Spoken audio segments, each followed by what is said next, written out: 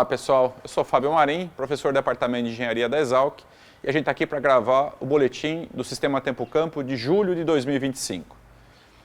A gente marca nesse vídeo o início do inverno, que começou dia 21 do mês passado, e como a gente sempre faz, vamos dar uma olhada no histórico de chuvas dos últimos 2 meses. Reparem aqui comigo que a gente manteve mais ou menos o mesmo padrão de chuva que a gente já tinha observado em maio no mês de junho, mas notem que o estado de São Paulo teve chuvas acima da média na maior parte das localidades.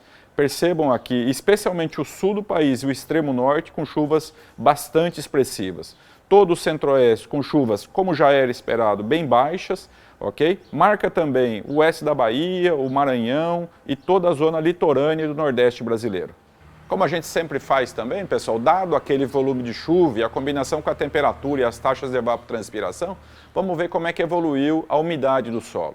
Peço a vocês que observem aqui os mapas, que especialmente Minas, todo o centro-oeste e a região do Mato Piba, a umidade caiu drasticamente entrando nessa faixa vermelha, que indica umidade abaixo de 15%.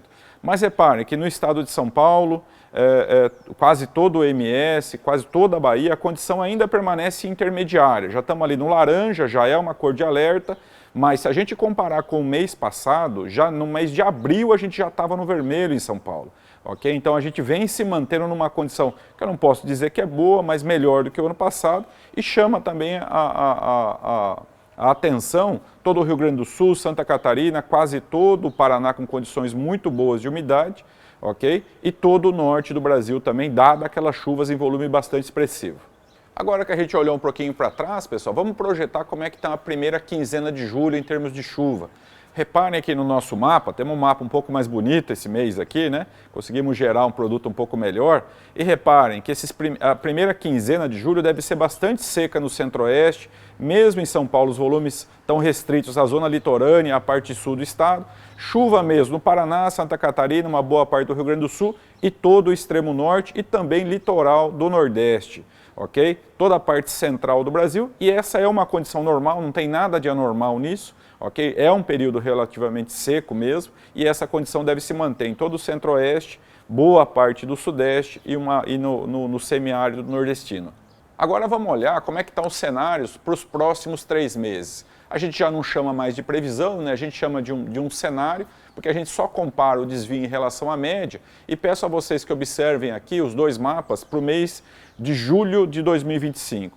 Percebam que essas condições, pessoal, que a gente viu para essa primeira quinzena, a gente acabou de comentar, não devem mudar. Os 2 modelos indicando uma condição muito parecida, especialmente para o sudeste e o centro-oeste do Brasil. No sul existe uma pequena divergência, o modelo brasileiro, que é o da esquerda, indicando possibilidade de chuva um pouquinho acima da média no extremo sul, e o modelo norte-americano indicando chuvas na média, que seriam, para o sul do país, chuvas até um pouco mais expressivas, lembrando que no sul chove um pouquinho mais, ok? Esse julho, então, resumindo, deve ser um mês bastante tradicional em termos de chuva, nenhuma anomalia, e como as médias de julho são secas e os 2 mapas indicam chuvas na média, a gente pode esperar um julho mais seco do que a gente observou, especialmente em São Paulo, no mês de junho de 2025. Vamos agora projetar o mês de agosto. Reparem de novo, o mesmo sistema, modelo americano na direita, modelo brasileiro na esquerda, e percebam que a condição dos mapas não muda, né, pessoal? A gente percebe que talvez o Rio Grande do Sul continue com chuvas acima da média, especialmente observando o mapa da esquerda, e também o norte do Brasil, o mapa da esquerda indica a possibilidade de chuva acima da média, mas todo o Brasil central com chuvas na média, e agosto, lembrando, é um mês mais seco, então chuvas bastante fracas em agosto. Vamos olhar agora como é que vai ser setembro de 2025. Chamo vocês para observarem os mapas aqui e percebo que, especialmente no mapa da direita, no Brasil Central, começa a aparecer uma manchinha verde, que é uma esperança da retomada das chuvas mais cedo nesse ano. Isso aqui seria uma excelente notícia para os agricultores de Goiás, do Mato Grosso principalmente, se essa chuva realmente se concretizar. Estou olhando aquela mancha esquerda bem no meio do Brasil, no mapa da direita, ok? O mapa da esquerda não mostra isso, mostra apenas chuva no sul e no norte, ok? Então, assim, também chama a atenção a divergência entre os 2 mapas, né? Quando a gente tem os 2 mapas concordando, a gente aumenta a confiabilidade desse cenário aqui. A gente não pode dizer que a gente tem uma alta confiabilidade, mas esse cheiro de chuva em setembro nos traz um pouco de esperança para a safra 25-26. Vamos dar uma olhada agora, pessoal, também considerando o próximo trimestre, como é que estão as temperaturas. Peço a vocês que reparem aqui nesses meus 3 mapas aqui e percebam que de julho até setembro as temperaturas devem permanecer acima da média. E aqui eu tenho um recado especial, especialmente para os produtores que estão com culturas perenes no campo. Produtores de citros, produtores de café, produtores de cana. Apesar dessas temperaturas acima da média, pessoal, a gente tem já indicativos de que essas temperaturas não devem repetir o que foi o ano de 2024, onde essas culturas perenes sofreram muito com as altas temperaturas, especialmente em agosto, setembro, até a primeira quinzena de junho de 24. Apesar desses mapas indicarem essa alta temperatura, não devemos repetir aquele padrão de altíssimo estresse para as perenes nesse ano de 2025. Devemos ter sim temperatura acima da média, mas bem mais próxima do que as médias históricas, ou seja, numa condição mais adequada para essas culturas perenes que atravessam esse período seco. Encaminhando o nosso vídeo aqui para o final, pessoal, vamos dar uma olhada como é que estão as projeções de El Niño e Laninha. Se vocês se lembram do mês passado, a gente tinha uma condição de neutralidade projetada até o final do ano. Está muito incerta a temperatura do Oceano Pacífico e peço a vocês que observem nesse gráfico aqui comigo e percebam que as temperaturas, é a linha preta cheia que eu me refiro, continuam na média do oceano, ou seja, a gente não teve nenhuma oscilação grande, na verdade uma pequena elevação, mas observem a linha pontilhada preta, pessoal, indicando uma possibilidade de queda.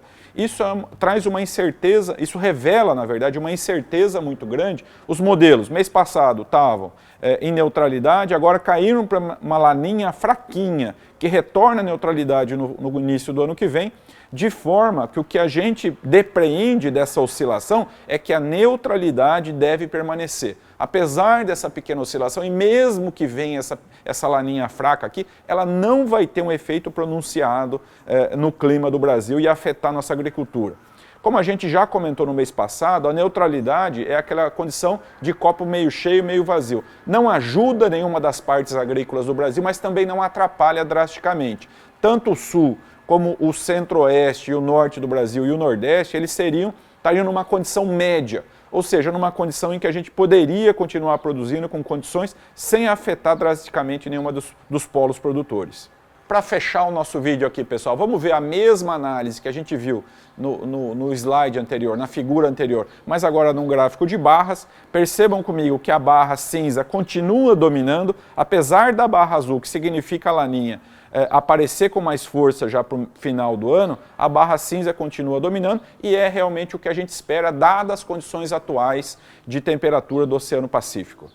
Muito bem, meus queridos, com isso a gente encerra o vídeo desse mês. Agradeço bastante a atenção e paciência dos senhores e senhoras. Mês que vem a gente se vê de novo com mais um boletim do Sistema Tempo Campo da Exalc.